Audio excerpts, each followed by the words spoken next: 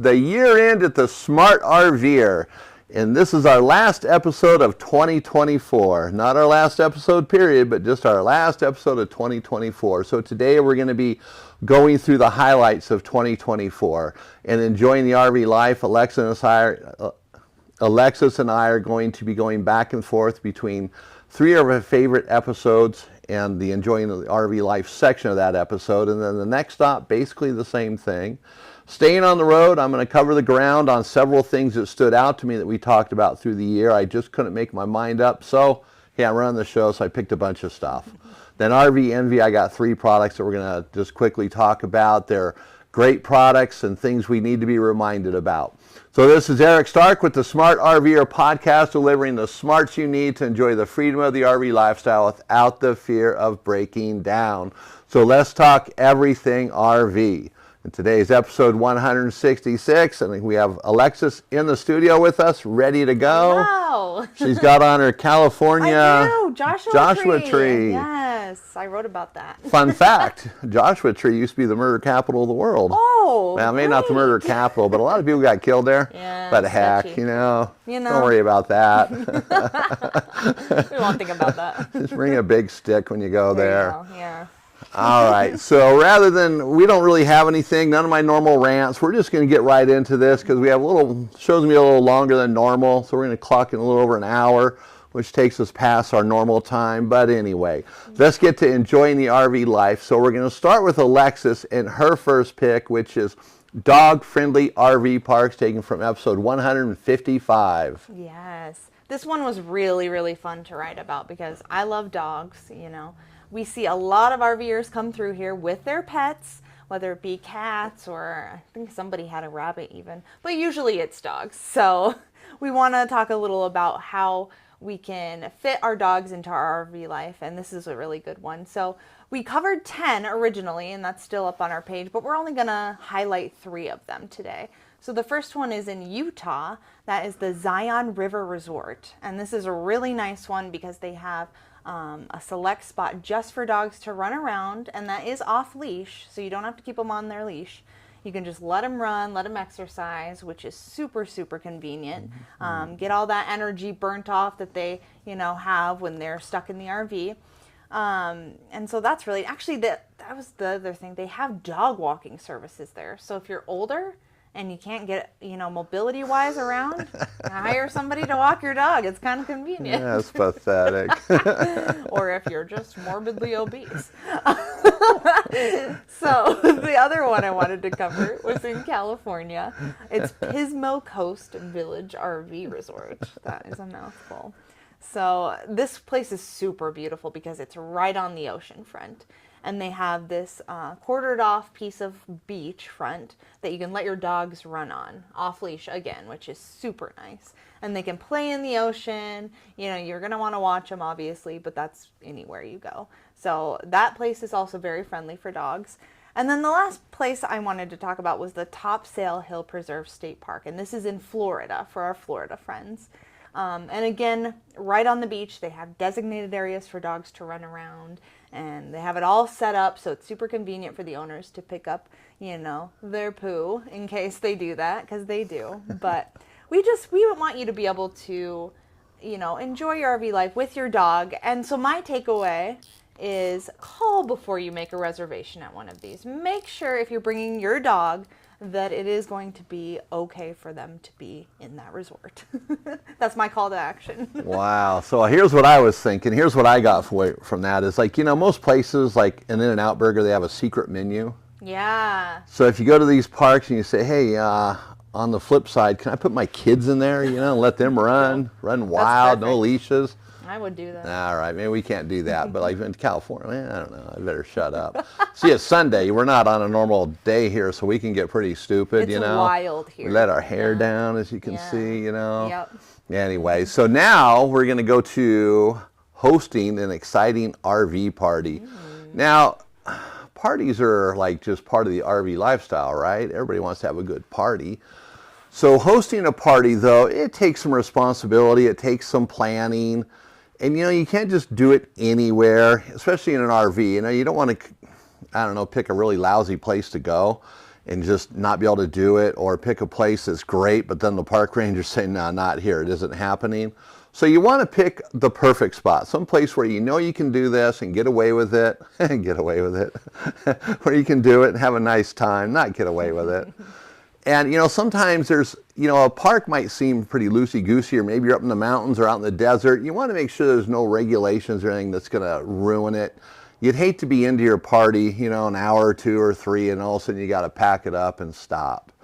Now, I think that's basic stuff most everybody knows, but also something to kind of add a little spice to it might be picking a theme. Now, it doesn't have to be a crazy theme. You could all dress up as RVers and go that way. That'd be the simplest thing. Or just a beach theme or something like that, something simple, something where everybody's not going to have to spend a lot of money to do it, and bring extra, a lot of extra clothes, because that takes up space. There's enough stuff you're already trying to put in your RVs. And then when you do this, think about the meals. I mean, everybody loves to eat, especially at RVing. That's kind of the thing, having all that fun food, comfort food as they call it, So think about that. Or 1, 2, 3, are all of you going to bring stuff? Everybody brings a dish, or is one person going to do it? Or are you going to just buy a bunch of stuff and bring it, like catering, or 50 pizzas? But think about that. Make sure there's a lot of fun food there. Chips, dip, salsa. And when Uncle Leo goes over this his chip to double dip, nah, you boot him out. No double dipping here, all right? Let's keep the dip clean. Let's have a good party. And, you want to invite your neighbors, or at least warn them, depending on how out of hand it's going to be. But inviting them always kind of brings them in, and it's guilt by, they're there, they're guilty. They can't complain at that point, That's right? So let's pause right there. You can leave it going, Cole. Just, here, just throw it to me. Of course you would call. All right, so, oops. I had that on silent, I thought. Oh, well. Okay. All right. Okay. Party music. So what did they say? Invite your neighbors. Invite your neighbors, yeah. They're already there. So. Right. Okay. So you've invited your neighbors. You've invited all your friends. You're having this great time. And so that's what it's all about, And RV life is about community and getting together with other RVers, other friends. And so this isn't something you're probably going to do spur of the moment. You're going to have to plan this. So my takeaway from this is, having a party is a great way just to get together, let your hair down, eat some great food, and have a good time with your friends and family and fellow RVers. Now, that's going to take us to our next choice in enjoying the RV life. Can't talk here. So this is Alexis' number 2 choice. And by the way, these aren't in any order. We just picked them. So overcoming towing anxiety, and this came from episode 147. Yes, it did. This one really speaks to me because we got a camper this year, and my husband is learning to tow it, and I should probably learn too, but I haven't yet. So this would be a good thing for me to think about as well. So that's kind of what I wanted to talk about. Learn it beforehand, not when you're going up to the campground. You don't want to get there and it be just full of people and you're stressed already and you're trying to tow this thing or back it up. That would be, for your first time, that's just not kosher. So learn beforehand. And there are ways you can do that. You can practice with somebody who's had a trailer for a long time, who knows what they're doing, that can give you tips. Or you can take a course online. You can take a course at the college. They do offer things, especially, locally if there's a lot of camping around. So there are things you can do to make your life less stressful and have more fun in your RV or your trailer. And then practice. Practice with easy places. And maybe it's a big parking lot. Maybe it's your home, your own driveway where it's private. You're not going to be stressed out. You're not going to be watched by a bunch of people or kids screaming, as you're running over them. I mean, because it happens, but, we're just going to crunch them and move on. It's fine. Run over you. Well, if they're in the way, that's their fault. So this is one I think about a lot because I could definitely work on this. My husband's very good at it, and he's learned, but I need to learn too in case there's an emergency. And so do you out there. If you're an avid camper and you go places where there's, low signal or no signal out there, you need to learn how to tow and back up. So That's important. So my takeaway from that one is be ready before you go out there, get out of your comfort zone, and just be brave enough to do it. All right, so there you go. Anxiety while towing. Now, just another piece of advice. Alexis missed this. It should be the most obvious. If you have your spouse train you to drive and back up and do all that, get an attorney beforehand so you can just make this a package deal, okay? And make sure there's a hospital nearby, because there's going to be fights and all sorts of stuff, you know? All right, no, so that's pretty cool. Towing anxiety is a real thing. There's a lot of courses, and I would pay someone to do it myself. If if my wife wanted to do that, which probably should, I'd pay someone. So I know she can go forward, but backing up might be an issue. It's another story. Yeah. Yep. All right. So now we're going to go to the next one, which is essential tips for buying your first RV. And this is taken from episode 141. Now, I'm pretty negative on buying an RV from a dealership, but not your first RV. That's cool. You got to buy your first RV, but you got to be smart about it. And that's where everything falls apart. Everybody they get all taken up, the emotions start going, oh, look at this one, it's so nice, it's so cool, look at all these great things. And behind the makeup, if you will, it's just a pile of junk. So you got to be careful of that. And you know, it doesn't matter where you're buying it. Quite often, I should say it does matter, but you're going to get sold a bill of goods if you're not really careful. So first, look at some RVs, and based on what you see, define your needs. What do you really need in an RV? Do you need to have a satellite dish on the roof? Well, not anymore. That's old stuff. But think about that. You know, if there's a satellite dish on the roof, that's not cool anymore. That's just a waste, because we don't use satellite dishes in RVs anymore. Everything's internet. But think about your needs. What do you really need? Do you need a furnace? Do you need a microwave? Do you need a TV? How many bedrooms or how many beds? Bathrooms? Sometimes you get two bathrooms, but think about the bigger picture and then set a budget. You know, don't get taken in by, wow, that motorhome is so nice and it's just $10,000 more and that's only $100 a month. Don't do that. Just set yourself a budget and stick to that budget. And here's one of the most important things is inspect that RV thoroughly. You want to get on the roof, you want to see every appliance work, you want to make sure there's no water leaks, inspect the ceiling, inside cabinets, make sure there's no signs of leaks in there. If there's any sign of a water leak, just run. Even if they tell, oh no, we fixed all the leaks. Yeah, I wouldn't risk it, because when you buy it and the first winter comes around or first rainstorm and it's leaking, you're going to hate yourself. And if there was a leak, you don't know how long it was leaking, how much damage there is. There could be soft spots in the ceiling and the wall. So make sure you thoroughly inspect that RV from top to bottom. And then also, if it's a motorhome, take it for a test drive. Make sure the brakes work, the turn signals work, everything works, the fuel gauge, the speedometer. And a motorhome that's been sitting for a long time is going to have problems. So think about that. You know, things go bad just from sitting. And then also analyze the amenities, the features it has. Is it what you really need? If it's a little more than what you need, but does it fit your budget? It's not ridiculous. Okay. Are you going to buy an extended warranty? If you do that, think about wholesale warranties. They have a very transparent process. You can't go wrong with them, and those extended warranties from wholesale warranties are good. Other places are not so good, and they'll do private party. In fact, if you're buying a used RV, they'll actually have it inspected. Now, you pay for that inspection, but when it's done, you know exactly where you stand with that RV in its quality, and then also the warranty company as well. You'll know whether they covered it or not. And then think too about, you know, if you were to sell it in a year, if it's not your cup of tea, would you be able to get your money back, or would you be taking a big bath on it? Or in 10 years, is it going to be in still good enough condition where you can actually still get some money back on it? Those are things to consider. It might not be that important to you, because it's always, well, we'll never get rid of it once we buy it. But after a year, sometimes RVs go up for sale because it wasn't your cup of tea. And also check on insurance, see what it's going to cost. You know, that's another factor sometimes is not thought about, and that might make the price too expensive for the budget you have set. So you might have to lower your budget to be able to afford the insurance. And these are just things. So my takeaway from this is be very cautious when buying an RV, whether it's new, used, private party, or from a dealership. And extra caution from a dealership. And make sure everything works. Yes.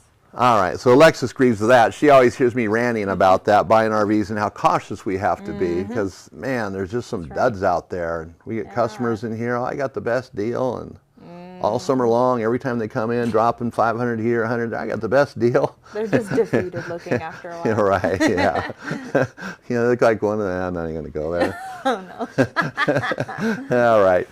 So now we're going to go to enjoying the RV life for Alexis, and this is her third choice, and this is about Jace case, and this is taken from episode 154. Yeah, this one always struck out to me because I think it's a really good idea. I kind of want one, and there's something you can really invest in, which I think is awesome. So what COVID really, showed us was that the medical system is very fragile. It can run out of things very quickly. So this is really nice because it's customizable. You can get your Jace case online. You can put whatever you want in it, whatever, features you want about it, whatever medicines. They've got a whole list. I was kind of looking it up the other day again just to see. They've got just a laundry list of these medications that you can get. Yeah, it's pretty awesome. And they're nice things that don't expire, right away. But you do have to watch that because eventually they won't be as potent. So you'll have to re-up your case, which is fine. That's normal. But they're just nice. They're high quality, top of the line stuff. You can even get a package where you can talk to a doctor about what you might need. So that'll help. You can tell them what your health issues are, and then they can help you make the right one for you. So it just, again, gives you that just comfort of when you're out RVing, whether that be in the middle of the woods or out on the road. You just know that you're prepared because you know you have the medications you need. And it's something we don't maybe think about all the time, but it's super important, and not just to older people, but to younger people too who RV. So it's something we need to have. This company's really easy to work with, really trustworthy. So I just really like them. I like Jace Case. So please take your time, look online for them because they are an amazing company, and we back them, and we probably will buy one.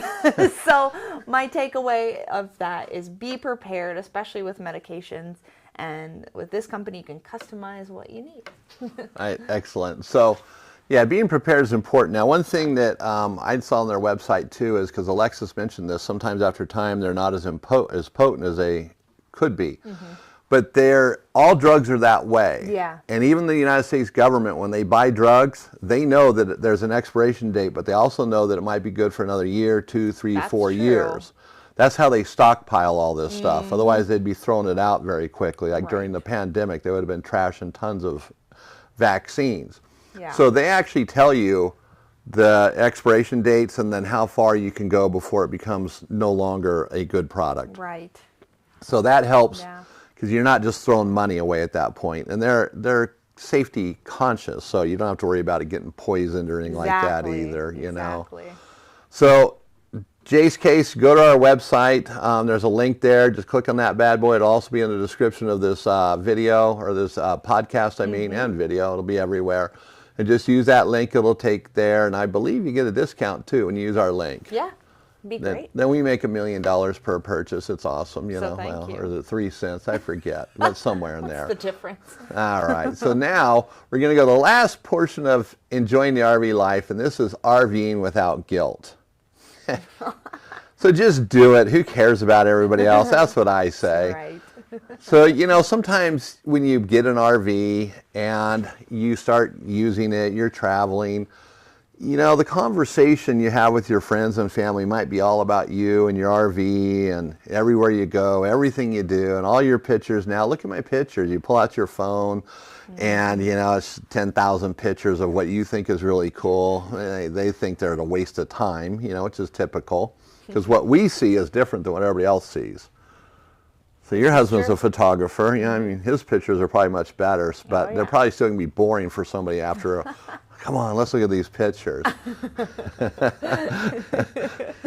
So also, it's you don't want to wear them down that way, but you also want to communicate with people too. If you are traveling a lot, just let them know where you're at, because sometimes we might take off on an extended trip, maybe for 3 weeks, a month or something, not even tell anybody, or maybe we mention it a couple times beforehand. We just think that they process that like it's something they need to know or should know.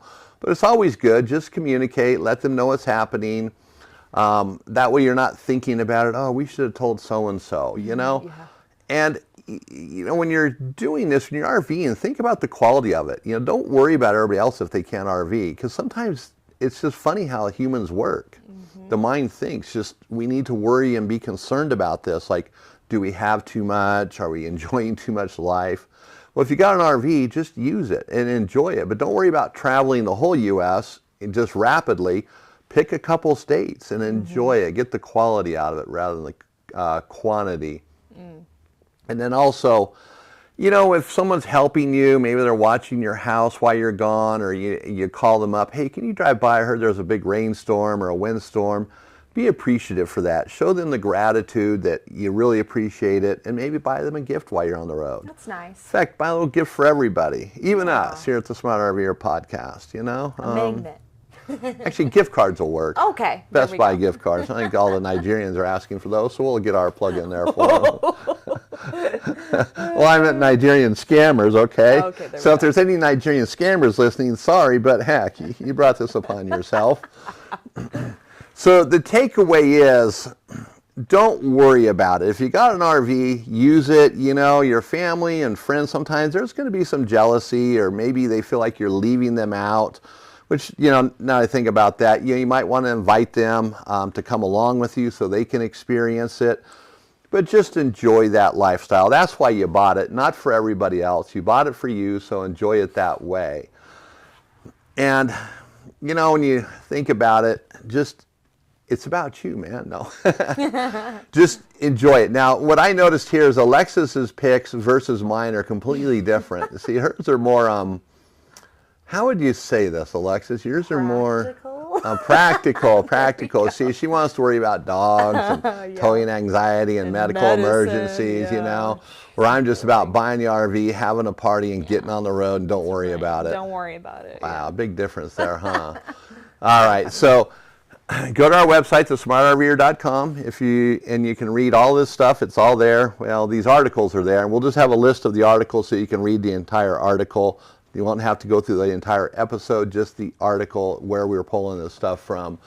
All right, so now that brings us to staying on the road. And this is going to be a little bit different today because we don't have one topic.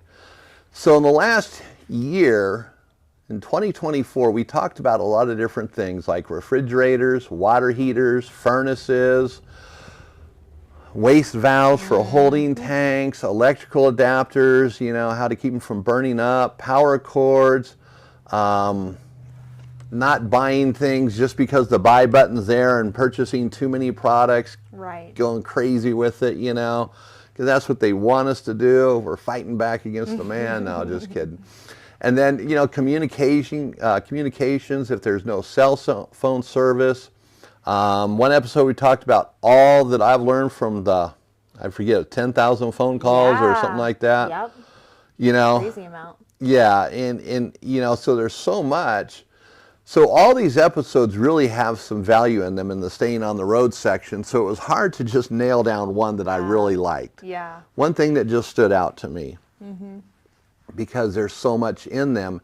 And, you know, really the plumbing system and the 110 volt system in your RV are probably the two most, I would say, Google searched, YouTube searched things or aspects of an RV that need repair and maintenance that people are the most interested in. So those episodes specifically, which we'll have them in the description of the podcast, where you can go back and listen to those if you want to. We've also done videos on that as well. Yeah, we have. So we'll put links in for the videos. Because those are probably the two things, like if you go to an RV park, you know, power is important and you want to have water. Especially if you're traveling without a fresh water tank filled with water, which, you know, I would say not to do. Maybe a little bit for on the road, you know, if you have a breakdown or something comes up, an emergency, but you don't want to travel with 100 gallons of water. That's just extra weight, or 50 gallons, extra weight, extra fuel, wear and tear on the tank, everything else. But those two things are important when you hook up.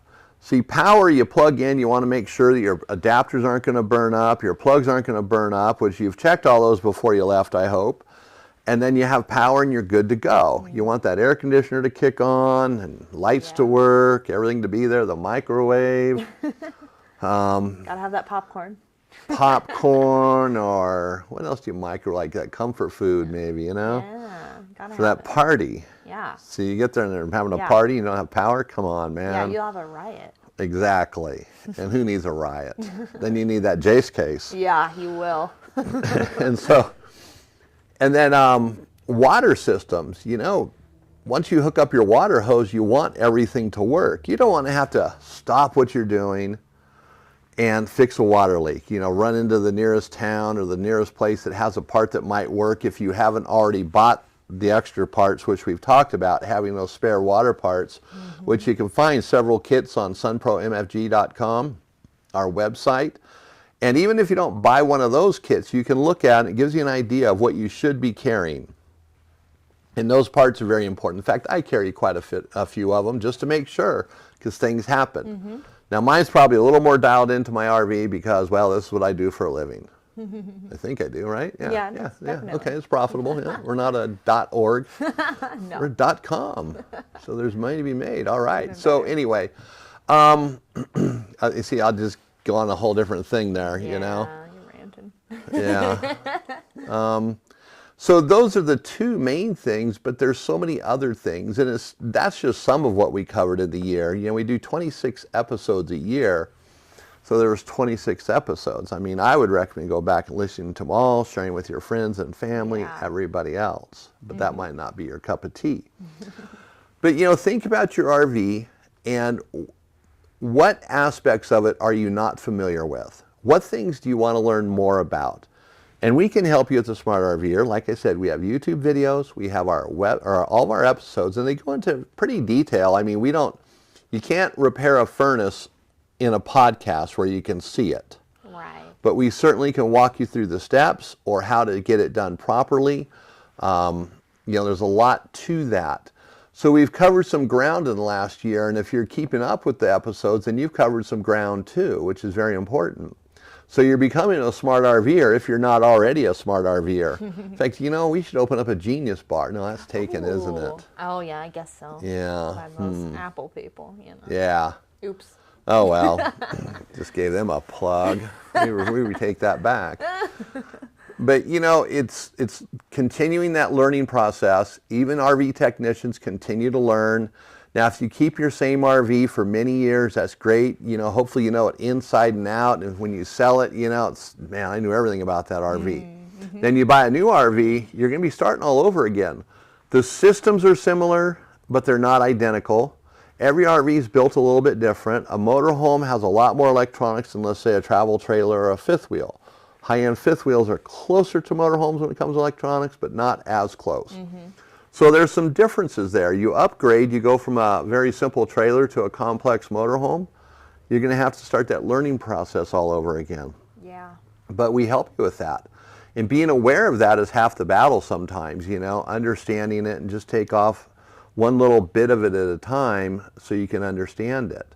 And that's basically what we do throughout the year. Our episodes are, you know, just little chunks here, little chunks there.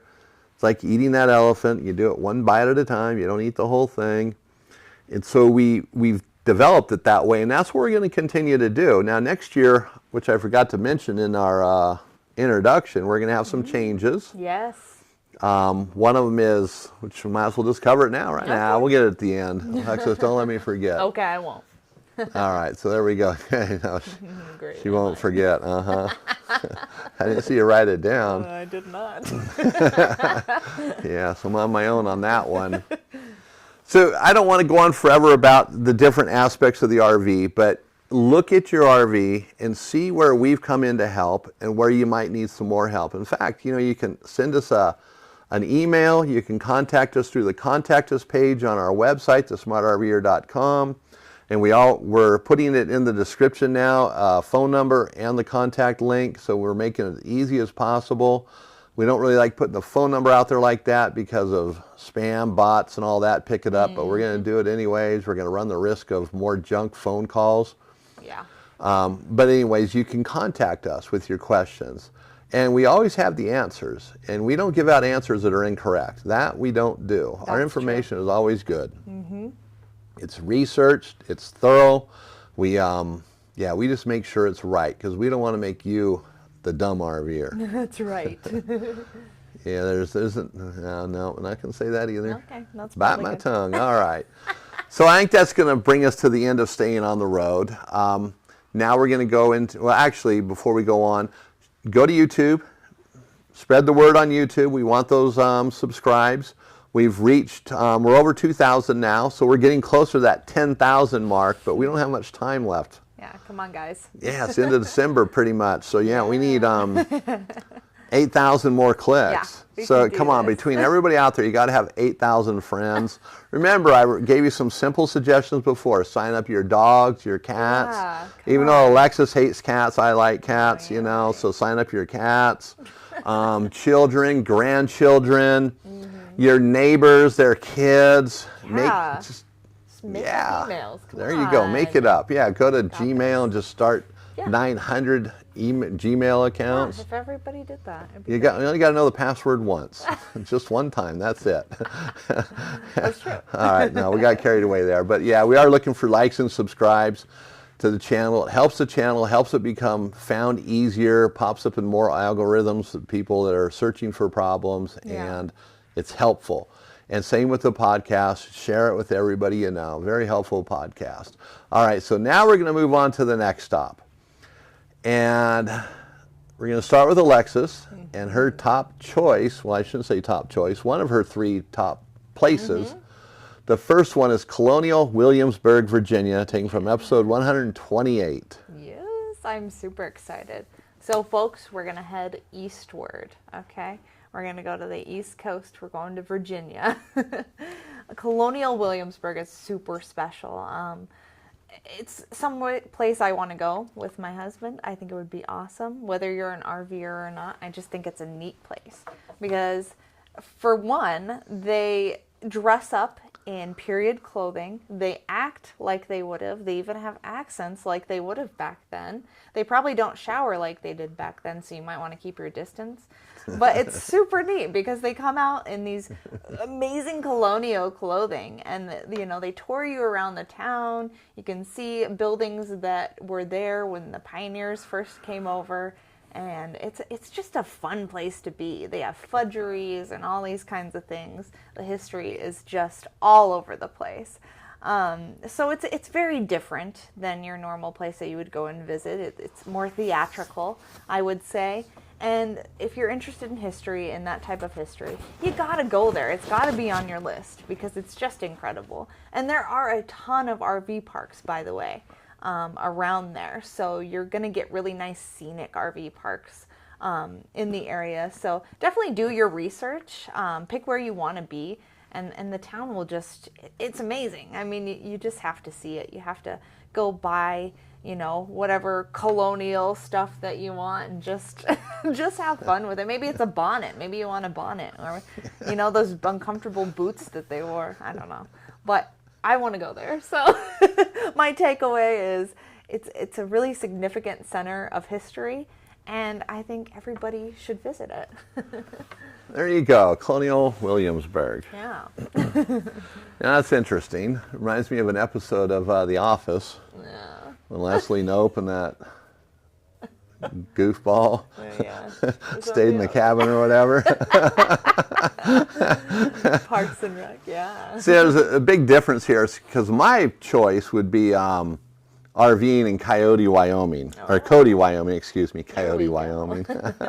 Cody, Wyoming. So there they just shoot the bonnet right off your head. They will, yeah. You know, a bonnet. How'd you pick a bonnet? That's an interesting choice. I don't know. Who would wear a bonnet? I don't know. Might come in handy. I don't know. Get one for All your right. dog. Yeah, there you go. You gotta shoot your dog. No. All right, so going to Wyoming, Cody, Wyoming specifically, and these next stops, there's so many things to describe in each one that it's sometimes hard to describe, and that's why we have them all on the website. It's smartrver.com, so you can really go there and take in more of it. But even then, it's probably not enough because it goes beyond even that. So it's doing that research, but the whole point is to whet your appetite about these places.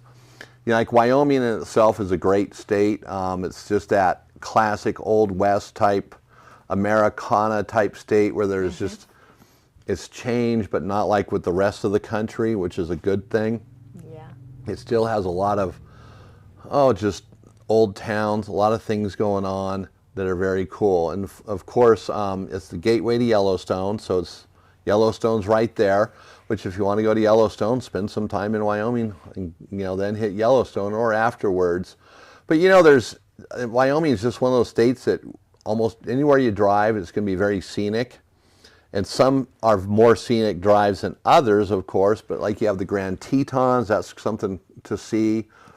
But also besides the scenery, you have the cowboy culture that's in Wyoming, and especially in Cody. I don't know why I keep calling it Coyote. Wow, stuck in my head. Cody. Right, in Cody they have, during the summer months, they have a rodeo every night, which that's pretty cool, I mean, if you haven't been to a rodeo, that's just an easy way to go to a rodeo. Oh, yeah. And because it's cowboy culture, you don't have to wear cowboy boots and a hat. You can wear just shoes and whatever, shorts, you can dress up like a tourist or whatever you want to do. But you don't have to look like a cowboy. You don't have to dress up like Buffalo Bill. Now, Buffalo Bill, there's a center there for him too, because that was one of his stomping grounds. So that's an interesting thing. So there's many different things to do in Wyoming, but specifically Cody. Coyote. Let's just rename it. I'm calling the governor when we're done here. Rename the state or the city. Now it's the state. Oh boy. Oh man. But Wyoming's a broad, spacious state that's still wide open. There's a lot of private land there, so a lot of dirt roads have gates on them. So that makes it an obstacle if you're thinking of just exploring that way. That could become more challenging. But that in itself is kind of a good thing. It's a lot of private land. Ranches and stuff like that. So go there or look at it on a map, do your research, and see if it's a place you'd like to go. It's a family-friendly place. It's an RV-friendly place. Tons of places to eat, RV, the whole package is there. And then it could be a great base camp for doing other things, or a stopping point along to Yellowstone, or coming to Montana or Idaho or wherever. So it's a great place to go. So now we're going to go back to Alexis, and now she's getting a little more on track here, because she's going to take us to Rio Grande, Texas. Yeah. This is an episode 91. This is a little more Western. I like that. We're going down south, folks. No. I don't ruin it. And, Everything's on you now. Yeah. Okay. Eric told me not to call it Rio Grande, or Ariana Grande. Isn't that what Rio Grande. It's Rio Grande. So I will call it by its proper name. But yes, this is an amazing place as well, also full of history.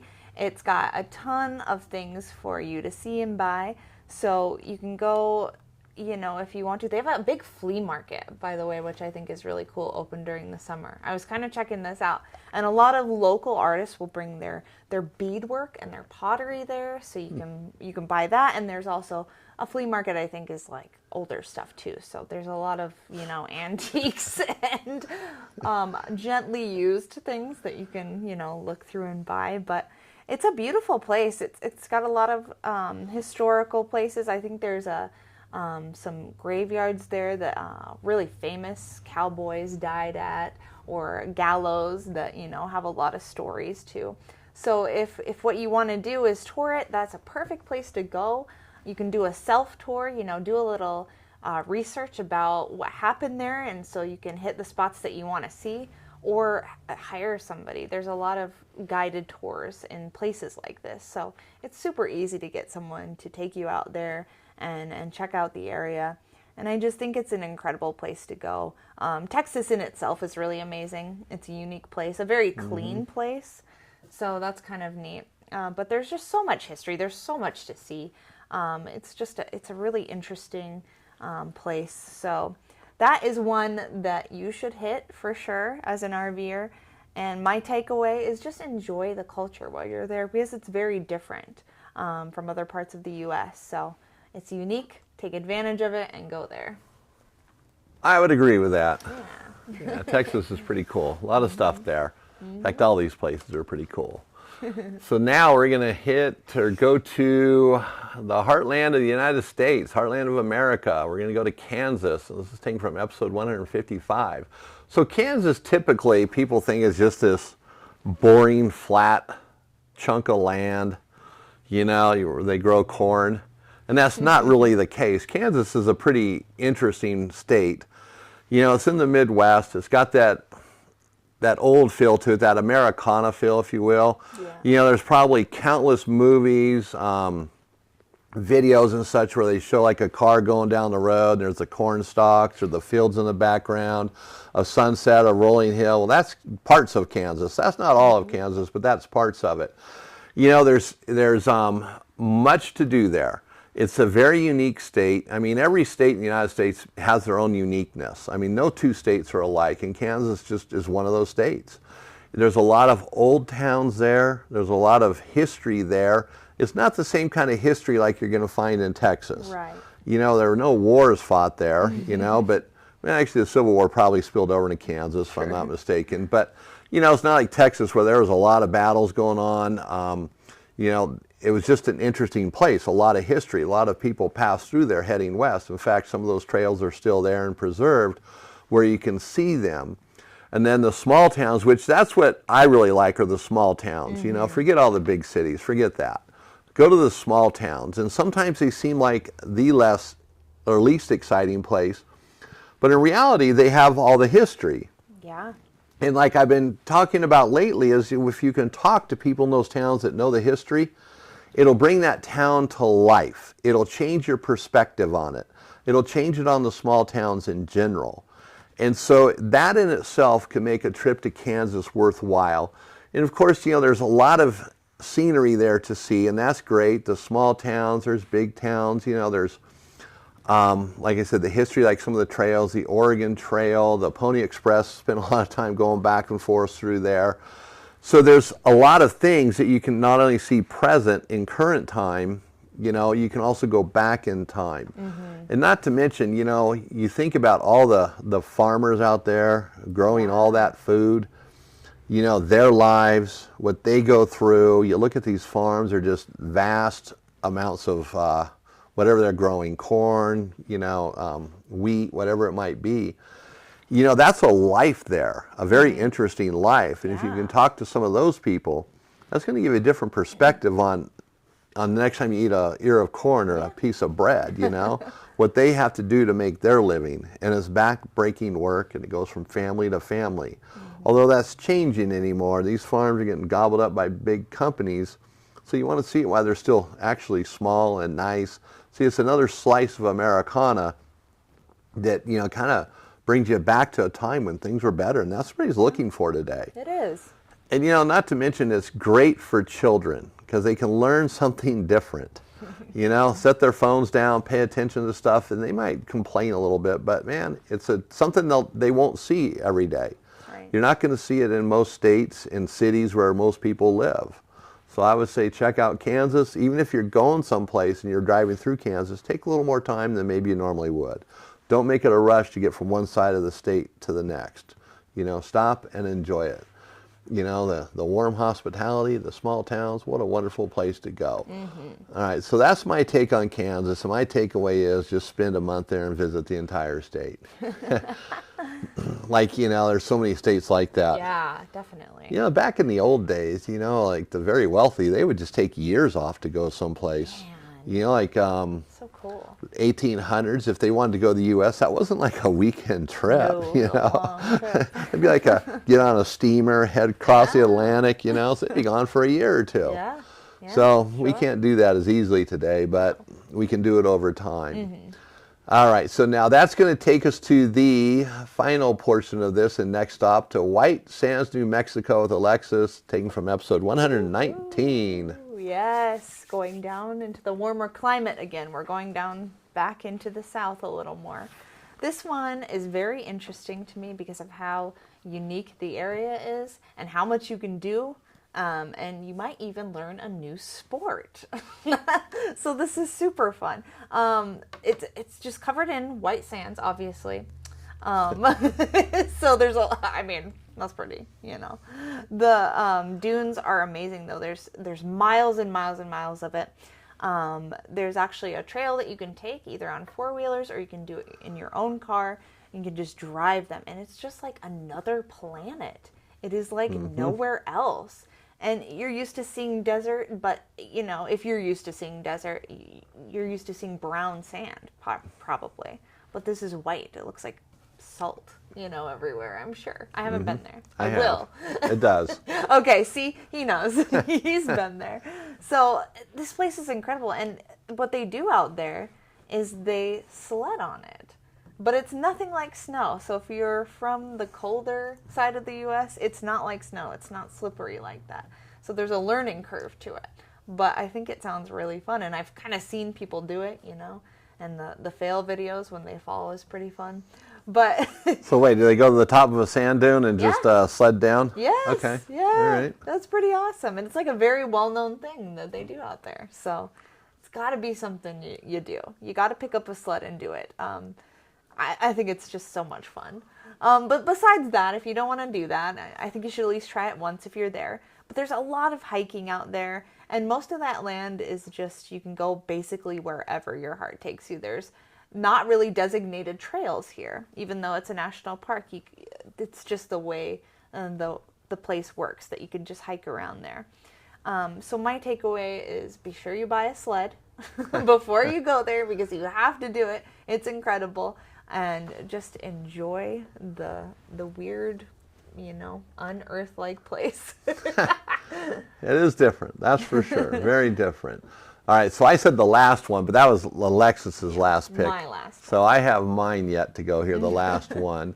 And that's exploring the most famous RV parks in the USA.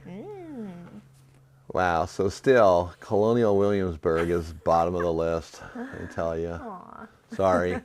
But anyway, so the RV parks. So they're kind of spread out all over the U.S. I got a list here. I'm just going to kind of go through the list. So we'll start with Arizona. There's a Trailer Village RV park, and that's at the Grand Canyon. So, you know, being at the Grand Canyon is really the thing. Yeah. The RV park's cool, but the Grand Canyon makes it that much better.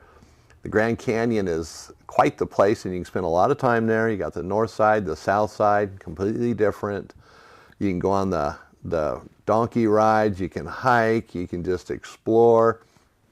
And everything around there is really interesting too. So even if you spent time just exploring beyond the Grand Canyon, you're going to find all sorts of very interesting things. And then Yellowstone, actually West Yellowstone in Montana, there's the Yellowstone Grizzly RV Park, which there they serve up grizzly bear every night. No, I'm just kidding. Oops. No, they serve up humans every night. The grizzly bears serve up human every night. That's true, they do. So it's another RV park, and it's West Yellowstone. West Yellowstone's this cool little town. You got to go there. It's right next to Yellowstone. And that in itself makes, again, worth going there. That's where these places are, just in these strategic spots where you can go to the nearby attraction, or you can go do other things around it. You're not obligated to one thing. Now, Myrtle Beach, Florida is another one on the list. Now, I've never been to Myrtle Beach. I've been to Florida.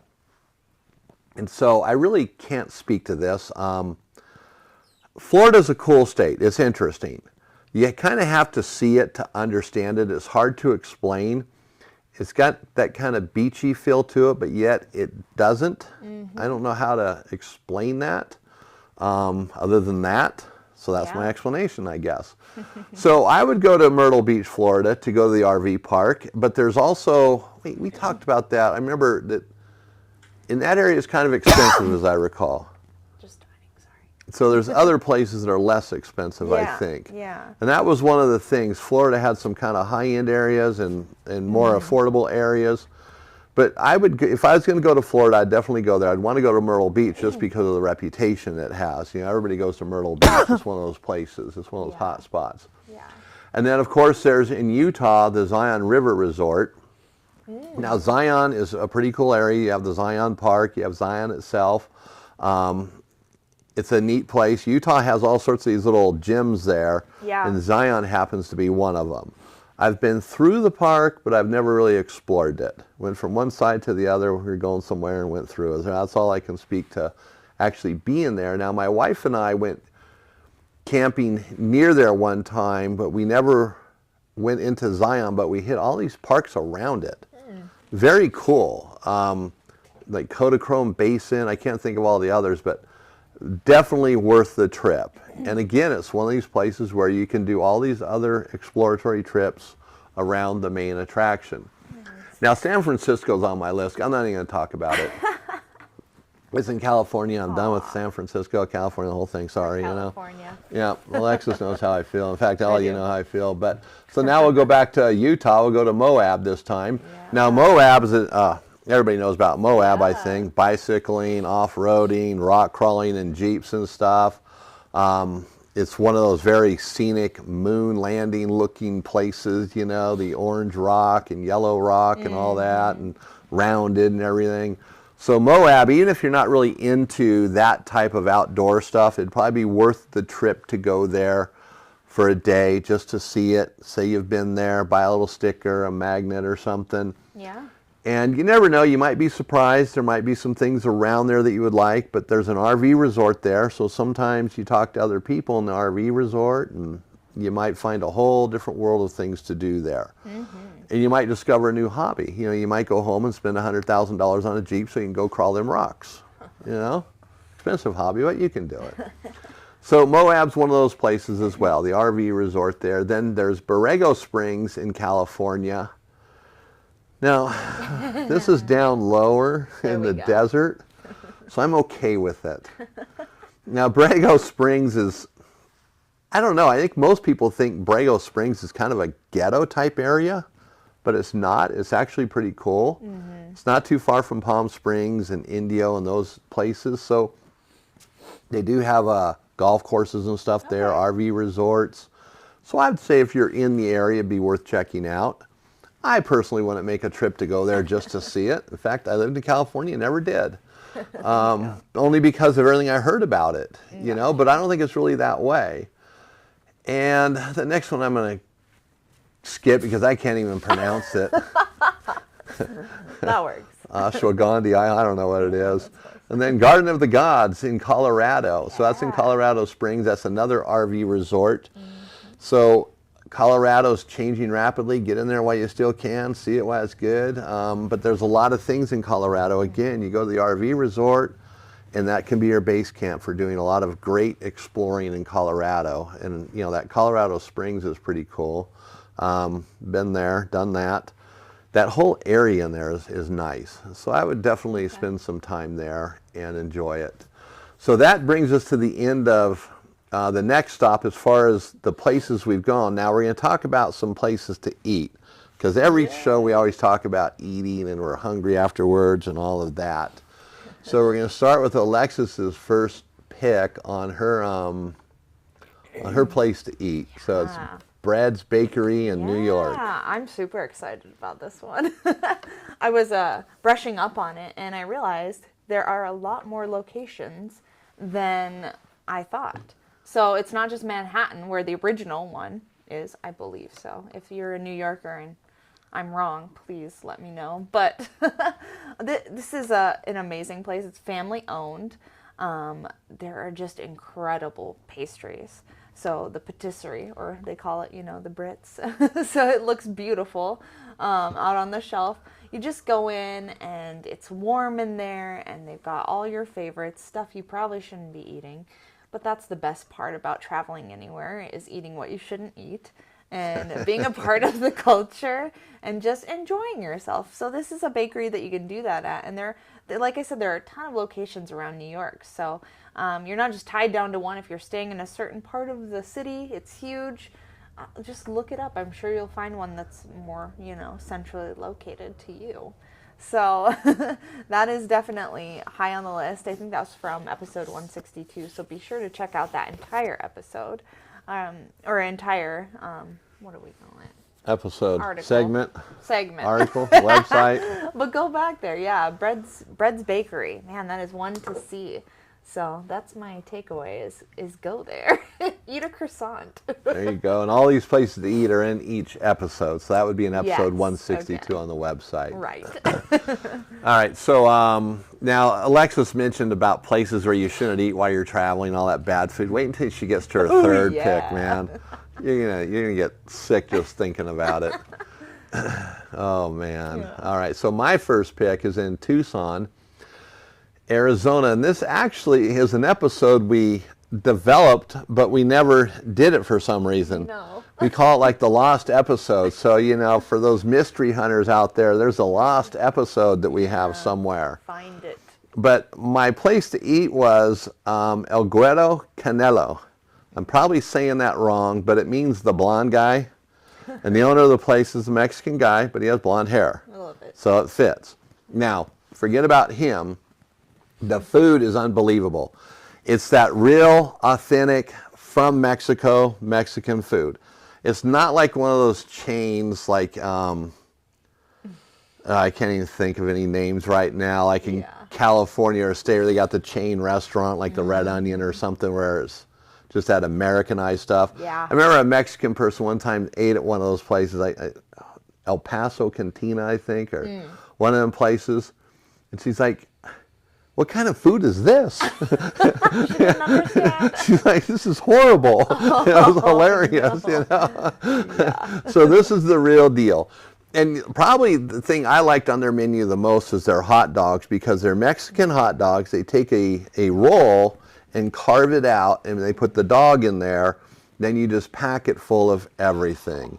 You can get it with some stuff on it already. Then you can put all the fixings on it, you know, the sliced jalapeno carrots, sliced jalapenos, the cabbage, all that good stuff, the spicy things. It's very filling, unbelievably good. So if you're in Tucson, go there to El Güero Canelo. That's the place to go if you want real authentic Mexican food. All right, so now I'm getting hungry, so we're going to have to speed this up, Alexis. Now, next one is she's going to take us to Farm and Fire in Banff, Canada. Yeah, this is a cool one. We're going all the way up into Canada, our Canadian brethren. But Farm and Fire is very interesting because it's farm to table. So they take a lot of pride in doing things locally and taking meat and their grain and their fruits and veggies, and it's all local, and they just make amazing dishes. If you check out their menu, it's just incredible sounding. I wouldn't mind having a meal from them, so if you're listening, anybody from Canada, let them know. That's the place where they kill the cow right there, right? Yeah, it is. You can hear them mooing in the back. You go pick your cow and... Yeah, exactly. Right on. Like Red Lobster, but for cows. So, no, it's great. And people, you know, it's concerning what we put in our bodies, so this is a place where you don't have to worry about that. It's very good. And the ambiance, too, is really neat here. Banff is kind of, you know, that ski town, a little fancier, and this is definitely fitting in that, but it's also a place that you can, you know, spend time with your friends and family. It's a very warm environment. I think there's a fireplace right in the middle of the restaurant, so very inviting. Banff is usually cold a lot, you know, a long time in the year. I don't know what I'm saying. Long winters. Long winter. But it's a place where you can cozy in and have a nice meal and just enjoy the environment around you. So if you're in Canada, if you're in Banff, that is the place to look up. That's my takeaway. Right. You know, and that could be your one, like, super high-end meal if you wanted to. Yeah, you know? So exactly. I'm sure it's not cheap, you know, No. but it's not going to be like your last one here. Right, But hopefully not. all right, so now I decided Sheridan, Texas, because of the barbecue and the brisket. Yeah, Well, these things tell so much about us, right? So many things. it's true. So barbecue is just awesome when it's good. Yeah. You know, when you get bad barbecue, man, it's just like, it's horrible. You don't even want to finish it. It's like, Yeah. what's the point? You know, and they give you some slaw that's just like, you know, is it from KFC or something, you know? I love it. But, you know, Sheridan, Texas is known for their barbecue. And those are the places to go that are known for barbecue.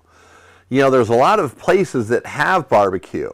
Like I said, it's just not the same though. But when they're known for it, man, everybody's competing. You got all these little restaurants and shops that are all competing to get the customers and make their barbecue unique. The sauces they put on it, the way they cook it, you know. We cook ours this way, we cook ours that way. And, you know, all of a sudden you're just, I don't even know what to choose, you know. You're kind of going from one to the next. But the hungrier you get, the more desperate you get. But... you know, that kind of food can be so good, and it's that bad food. But generally it's fresher bad food. That's true. It's the better quality bad food, And the pork and all that probably isn't that bad in itself, but it's everything else that goes with it, Especially when you got that really good slaw. And when these guys are bragging about it and they're proud about what they're making, those are the good restaurants. You know it. Yeah. They're into it. And then you get brisket there if you like brisket. So it's one of those towns that's just all encompassing that type of food. And that's not the only one in the United States, But different areas have different types of barbecue as well. So you have to consider that. Texas might not be your flavor for barbecue, but it certainly would be for me. And I've been to Texas. I've been to some places there, but I don't recall ever having barbecue. Oh, man. But I've never been to Sheridan either. So maybe I got to put that on my list and get there. So all that information is in episode 152. And again, these things are going to be listed on our website so you can check them out. Yes. Okay, now, this is really what I've been waiting for. Especially Alexis is talking about all this good food and it's good for you and everything, This one just blows it right out of the water. So Alexis, she's going to take us to Texas. Yeah. Now, what's interesting is Rio Grande, Texas. And there's probably not a shred of barbecue in the place she's talking about. There's probably not even a vitamin of any kind in this place she's talking about. So Alexis, tell us about Mr. Corny. Okay, and the name even, come on. So Mr. Corny, how do you describe this place? It actually became TikTok famous because it is so... That right there says it all. There you go, yeah. It is just where you would go to find the grit of junk food. So one thing they do... Mexican junk food. Yes, Mexican junk food. So it is just covered in, cheese. And here we go. Here, let me show you. This is one of their dishes, okay? They actually take these. Okay, you can't see this if you're listening. She's holding up a bag of Takis. They're like equivalent to Fritos, flaming hot Cheetos or something. Yeah, okay. So, fuego, that means hot, I'm sure, right? Anyway, but I think, look at the color scheme of this. So if you look it up online, this is what Mr. Corny looks like. It's purple, like this, with the yellow, okay? You can't miss this place, by the way. It is so, it's just insane, their sign, and then their whole building is this bright electric purple. You go in, and, you got your sugar, you've got your carbohydrates, you've got your saturated fats. Anything they do there is just extra. So they've got the Takis and the Cheetos, and they just dump cheese on it, and more cheese on top of that. It is just insane. And the hot sauce. Yeah, the hot sauce, okay. You've got that. And the ice cream with the sugar coated on top of it, the blue dye that your mouth is gonna turn blue. It's just junk food capital. All right, so if you're an RVer though, and you go there, you're probably not going to eat anything. And if you have kids though, they're going to love it. I want to suggest something. And this is that bad thing. You let your kids just go wild here. Get yourself some of these. Some wipes. You're going to need these if you eat anything. They're butt wipes for those who are just listening, okay? Very vital. It's going to be coming out of you. That's my takeaway. Yeah, it's an interesting choice. So along border towns, which Rio Grande's a border town, it's catering to the Mexican kids. Okay. And not in a negative way. It's just they're selling all the junk. Yeah. And this kind of stuff in Mexico just is popular. The place looks like it came out of like Tijuana or someplace in Mexico, So I would definitely go there, just if not anything else, to see it. Yeah. To see this in real life and how much, oh man, your fingers are just covered with everything, and you just wipe it wherever. It don't even matter, So, and you can get Takis in the States. You can just try them out. You don't have to put anything on them. They are smoking hot, man. Yeah, I think they're hotter than those flaming hot Cheetos. I think so. And these things are bad for you. Real bad. Man, so they must be good, right? All right, so now we're going to go to someplace a little bit different, a little farther from the border, to Arco, Idaho. And I picked this place. We did an episode about Craters of the Moon, and that was kind of the thing, because that's a place by itself. So you can go like to Twin Falls, you can go to Arco, it's kind of out there. Mm-hmm. But in Arco, Idaho, Arco's kind of a cool little town. It's one of them older towns, been there a long time. But there's a place called Pickles Place. Now, there's really nothing spectacular about it other than the cool little stickers they sell that have a pickle with hands and or arms and feet and stuff, you know. So that's some fun. But they sell their own little spices, little jars of them, and that's cool. But the place is just unique looking. You know, obviously there's a pickle guy out front. It's green, and you know, it's just got that total feel to it, like you're in a jar of pickles, for better or worse. I guess that's better than being in a jar of beets, right? Like a blood vessel. Yeah. Pum, pum, pum, pum. But the food there is good. You know, they have hamburgers, hot dogs, all the normal fare.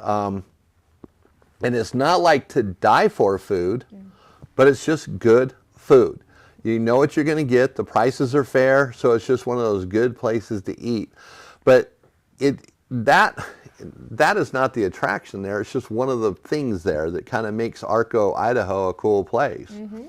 So if you go to Arco, you got to go to Pickle's place, or if you're passing through there, if you're going to Craters of the Moon or Twin Falls, Idaho. Is it Twin Falls that's inland? Yeah, I think so. Yeah, so, but I would go there, buy yourself a sticker, actually get a couple of them, 2 or 3. You're going to want more than one. Buy some of their spices.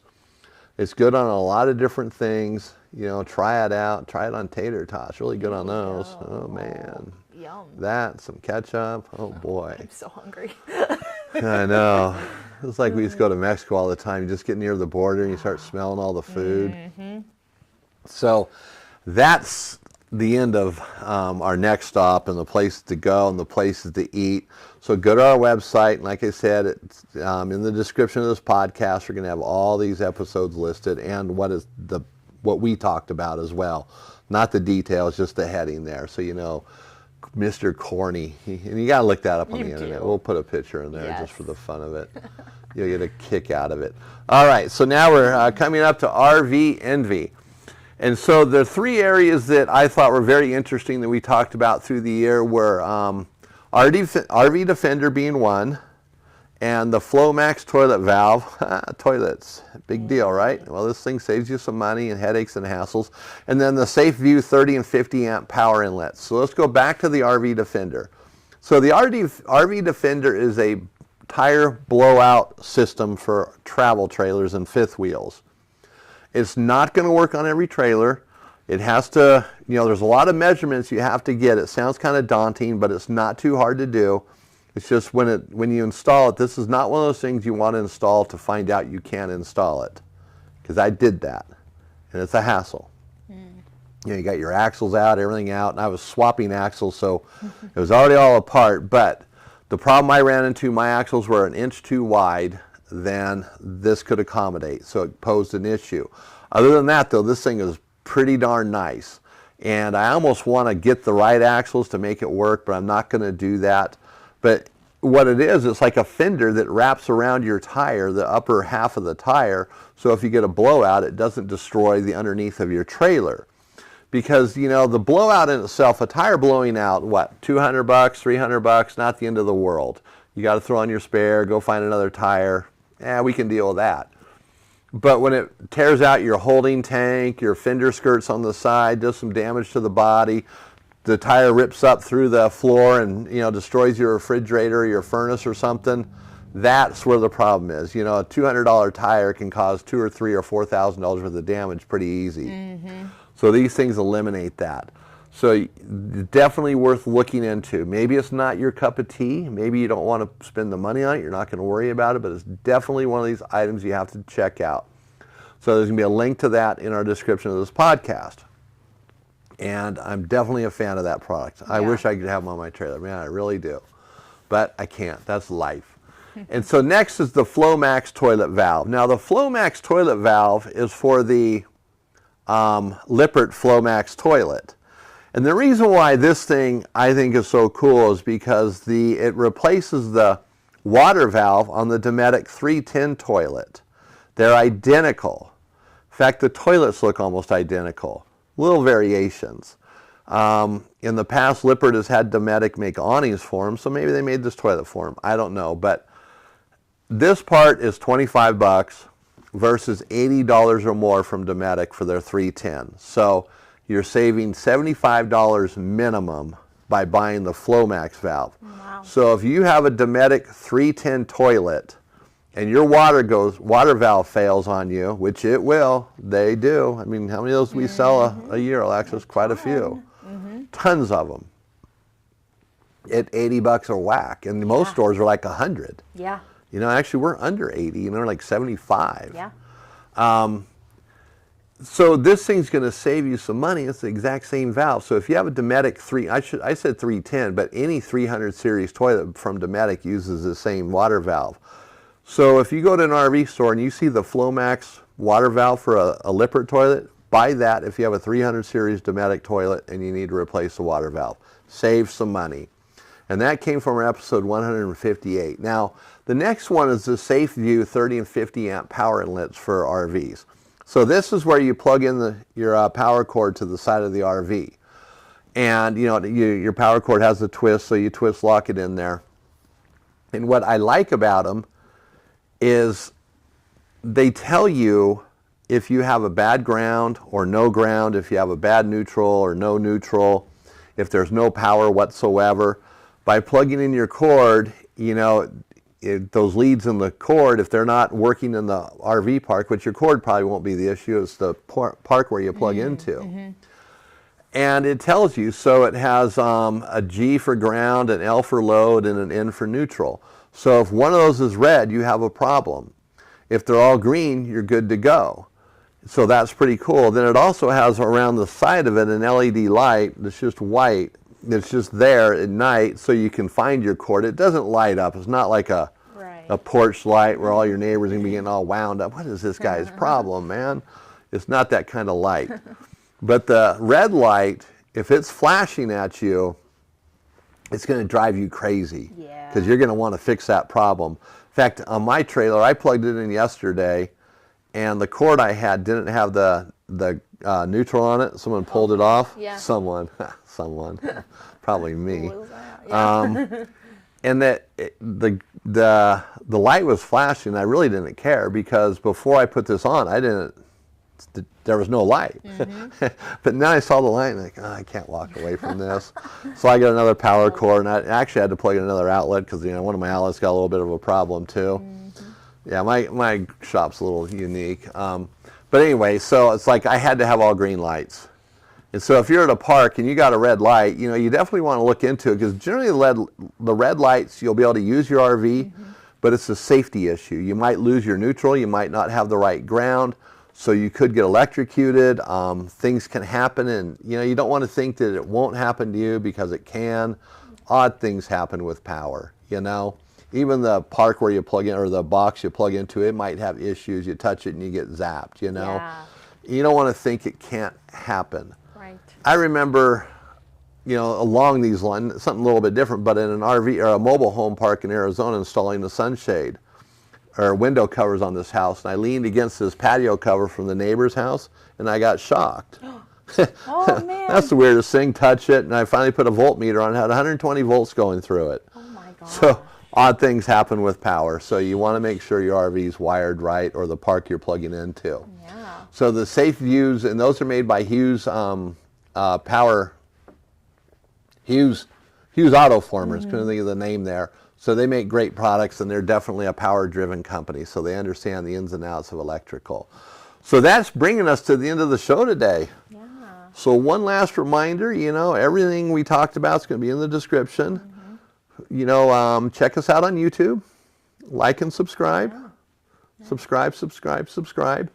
Share our podcast with everybody you know. Great information, so we want everybody to know about it and learn more about what we're doing here and how we're helping the RVers become smart RVers. And before I forget, since Alexis didn't remind me, I was going to. Come on. So next year in 2025, we're going to be introducing another portion or another segment in the next stop. It's called Shadows of the Past, the Towns That Once Were. And so we're going to be exploring the normal next stop towns, but they're going to be neighbors to a town, a very small town, a town that's a shadow of the past, basically. The town may be alive today, but it's not like a thriving metropolis. It's just a very small town. So we've been working on that, and it's very cool because it's bringing back a slice of life that people miss now. Yeah. You know, everybody's kind of craving these places. They're becoming more popular. There's small towns now where a house, you know, prior to the pandemic was $20,000. Yeah. Now they're $250,000, $300,000. So it's amazing how people are flocking to these places, and it's not crazy. Go on the internet and look, man, you'll see it. Yeah, you will. But we're going to these places, and we're going to start sharing them and doing a lot more research on them. The show's not going to be as in-depth as our website will. So we're definitely going to do some coverage on these. So we're going to hit 2 places, the normal next stop, and then which will be a neighboring town to a shadow of the past, the town that once was. Yes. Then there's going to be some other subtle changes that we're just going to work in, but that's one of the major changes, so you're aware of that. You have a little more to look forward to. And so that brings us to the end of the show today, and I want to thank everybody for listening, everybody for watching, Alexis for bringing her butt wipes, as she said. You're welcome. And a bag of Takis. Man, you know, we should have like a giveaway. Yeah. Or maybe we should save these and put them in the sign archive for them. some time. Yeah, and sell them on eBay. There you go, yeah. I got a signed package of butt wipes. From the Smart From the RVer Smart crew. RVer. Well, that just pretty much sums up the quality of the show anyways. So, hey, I want to thank Alexis for her effort today and bringing in her gifts that we're going to put in the archives for a while, and then one day we'll sell them off at auction for millions. And I want to thank everybody else for watching and listening. So this is Eric Stark with the Smart RVer podcast. It's been great hanging out with everybody today. If I don't see you on the road, let's connect at thesmartrver.com. Confetti! That's what we should do. We can animate.